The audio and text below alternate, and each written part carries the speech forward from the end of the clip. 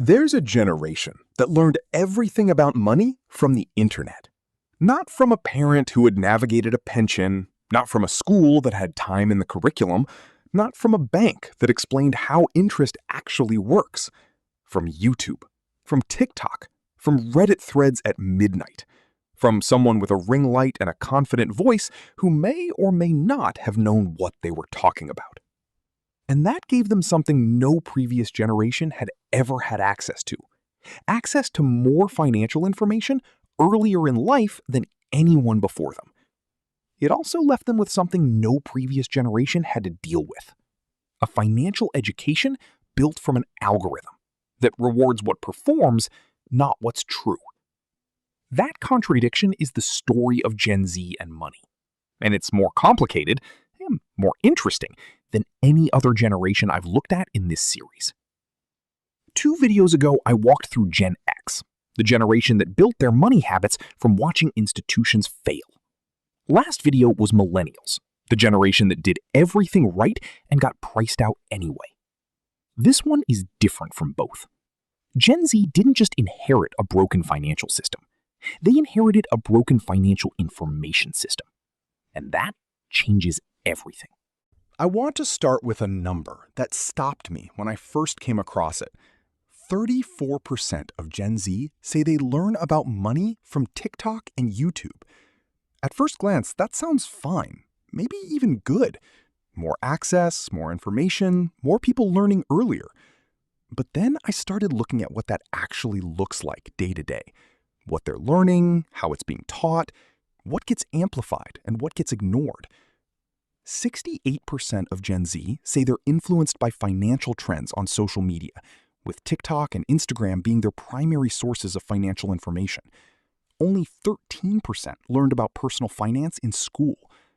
Let that sit for a second.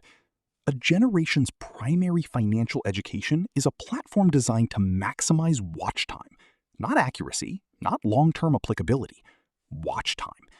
And the content that gets the most watch time isn't how compound interest works over 30 years. It's, I turned $500 into $50,000 in 6 weeks.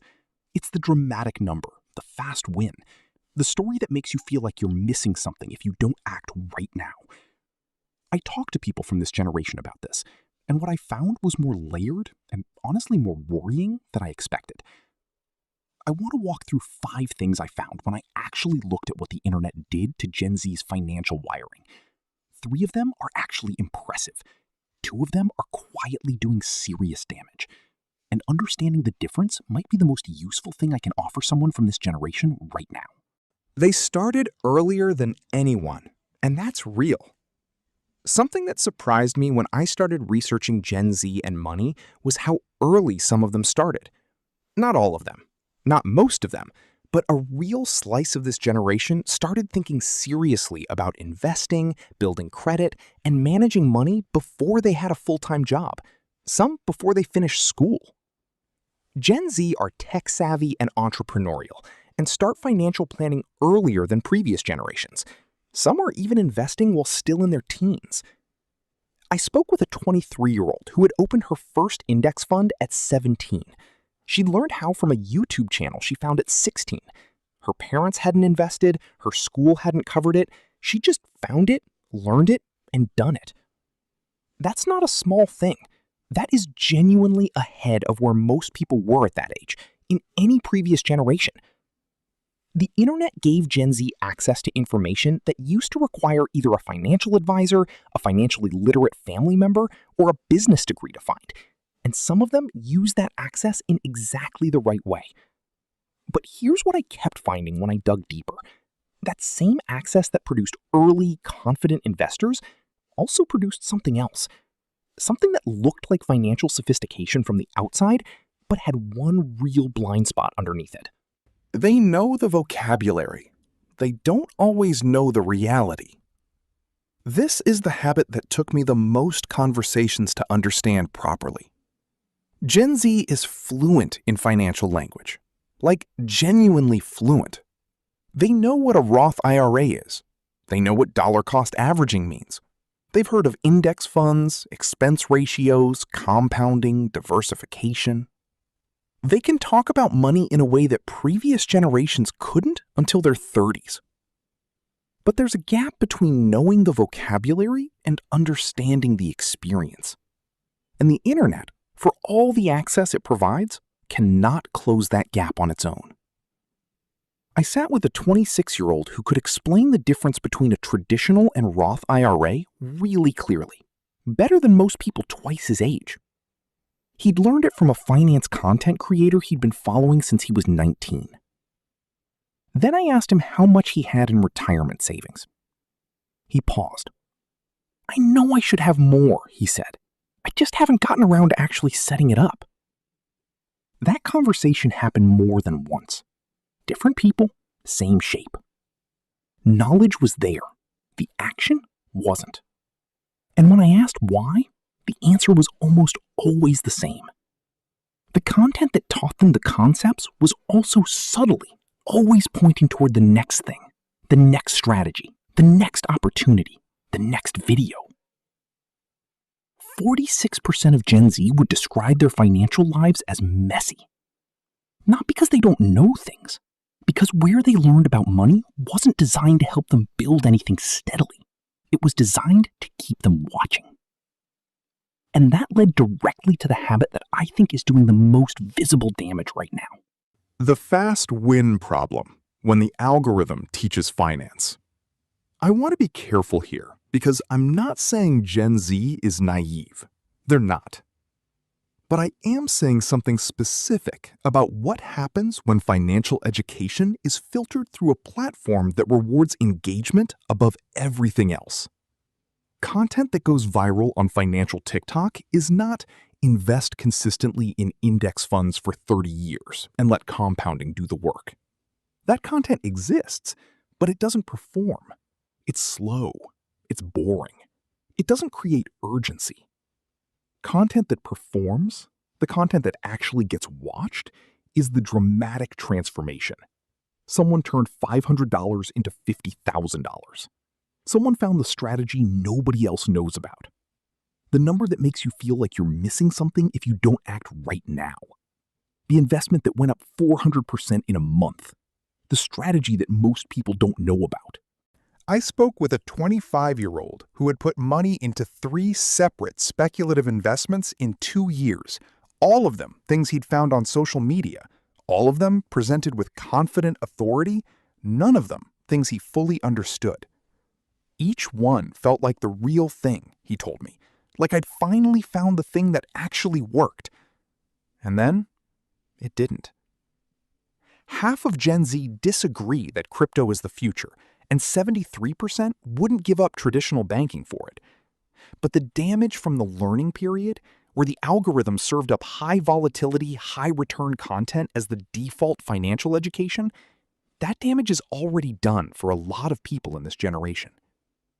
The fast win problem isn't about greed. It's about what happens when the most accessible financial education is also the most entertaining one. Entertaining finance and accurate finance are not the same thing. And for several years, Gen Z was fed one while believing they were getting the other. But here's what I think is the most underappreciated thing about this generation. Because underneath all of this, there's an instinct in this generation that no other generation had quite the same way. They question everything, including the old rules. This is the Gen Z money habit that most financial commentators frame as a problem. I'm not sure it is. Previous generations largely inherited financial frameworks without questioning them. You get a job, you save for a house, you put money in a pension or 401k, you retire. Gen Z looked at that framework and asked a question that previous generations mostly didn't ask. Does this still work? Not cynically, not because they're lazy, but because they'd watched what happened to the people ahead of them. The millennial generation followed every rule and still got priced out. The 2008 crash erased pension savings people had spent decades building. They'd grown up in an era where the career ladder their parents climbed had been partially dismantled. I talked to a 24-year-old who had deliberately chosen not to buy a house, not because she couldn't eventually afford one, but because she'd run the numbers and decided renting gave her more flexibility for her specific situation in her specific city. 15 years ago, that decision would have been called irresponsible. The financial community would have told her she was throwing money away. But she'd done the actual maths. In her city, at her income level, with her career trajectory, the rent versus buy calculation didn't land where conventional wisdom said it would. Only 35% of Gen Z say their income allows them to save a little each month, while 22% say they cover expenses but cannot save. Those constraints are real. But within those constraints, Gen Z is making more individualized, more questioned, more honest financial decisions than perhaps any generation before them. They just need the right information to base those decisions on, which is where the problem loops back to the beginning. They're more anxious than any generation and more honest about it. This one was the hardest to research because the data and the conversations pointed in the same direction, but it took me a while to understand why. Gen Z talks about financial anxiety more openly than any previous generation. They name it. They describe it with specific language. They discuss it with friends in ways that previous generations simply didn't. I honestly thought at first this was just Gen Z being more open about mental health, a generational cultural shift toward honesty about difficult feelings. It is that, but it's also something else. 46% of Gen Z would describe their financial lives as messy. And when I talk to people from this generation about why, the answer wasn't usually, I made bad decisions. It was more like, I got a lot of information from a lot of directions, and none of it came with a clear path. One woman I spoke with described it this way: I know more about money than my mother ever did at my age, and I feel more lost about it than she ever seemed to. That sentence has stayed with me, because what it captures is the Gen Z money paradox in one sentence. More information, more access, more vocabulary, more early starts. And yet, the anxiety doesn't go away. Because information without a coherent structure isn't the same as knowledge, and the internet gave Gen Z the former without reliably providing the latter. The generation that had access to everything found out that access to everything can be its own kind of problem. I came into this research the exact same way I went into Gen X and Millennials, expecting a neat list of habits I could explain, a pattern I could categorize and explain. What I actually found was a generation navigating something genuinely new.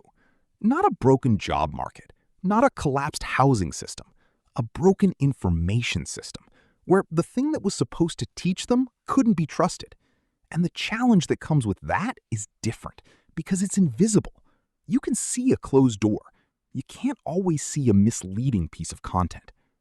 Early starters who learned from a platform that wasn't designed for them, vocabulary without action, fast win traps disguised as education, honest questioning of rules that stopped working, anxiety from too much information rather than not enough.